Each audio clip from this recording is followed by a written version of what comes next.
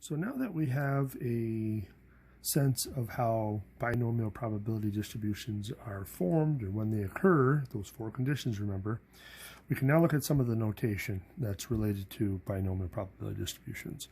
So again, uppercase and lowercase is important, so keep that in mind. So remember, capital P refers to probabilities, but when we're looking at the probability of a success, we can just refer to it as a lowercase p. So lowercase p will always be the probability of a success, and Q is going to turn out to be the probability of a failure, and we can always find Q if we subtract P from 1. So 1 minus P is equal to Q. So we'll see that in action in just a minute. N is something we've used throughout the entire course. So N is going to be all of everything. So this denotes all of the fixed trials. X is going to be a specific number of trials, but up to N. So it can be any whole number between 0 and N inclusive. Again, P is going to be the probability of success of one of those trials. Q is probably the failure of one of those trials. And then P of X is going to denote the probability of getting exactly X successes among N trials. Now, a note that we'll take a look at in a second. When using the binomial probability distribution, always be sure that X and P both refer to the same category being called a success. So we're going to see that that can be important, but it should be straightforward as well. So let's take a look at the next example. So we got consider an experiment in which 5 offspring P's are generated from 2 parents, each having the green-yellow combination of pods of genes for pod color. Recall that the probability of an offspring P will have a green pod is 3/4 or 0.75. That is, the probability of successfully getting a green pod is 0.75. Suppose that we want to find the probability of getting that exactly 3 of the 5 offspring P's have a green pod. So first things first, does this result in a binomial distribution? Let's check our 4 conditions real quick. So the first one being that it's independent, first one being that there's a fixed number of trials. So how many times did they check? 5 times. So this would be yes, 5 trials.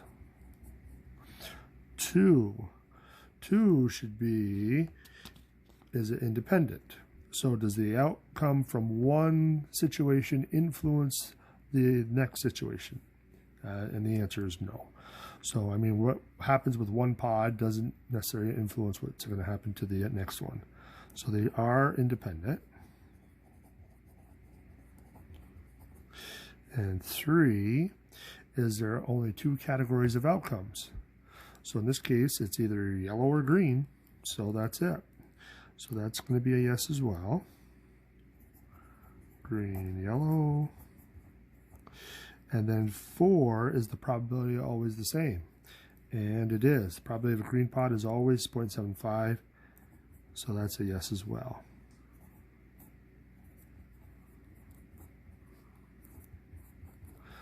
So this is a binomial probability distribution. So boom. So now, if this procedure does result in a binomial distribution, identify the values of N, X, P, and Q. So remember, N is the overall number of trials, which we identified up above as 5. X in this case is the specific number of trials that they're looking at. And the question says we want to look at exactly 3 of the 5. The probability that exactly 3 of the 5 offspring P's have a green pod. So in this case, X is equal to 3. P is the probability of success. So again, 3 was referring to green pods. P better refer to the probability of a green pod. So in this case, P should be 0.75. And Q, we can quickly plug that in and show that Q is going to be 0.25. If you can do this part of it, that's half the battle for what we're going to see in a second. So make sure you have a good sense of how those 4 variables are determined, because this is going to be important for the next section. And we'll see that in just a few minutes.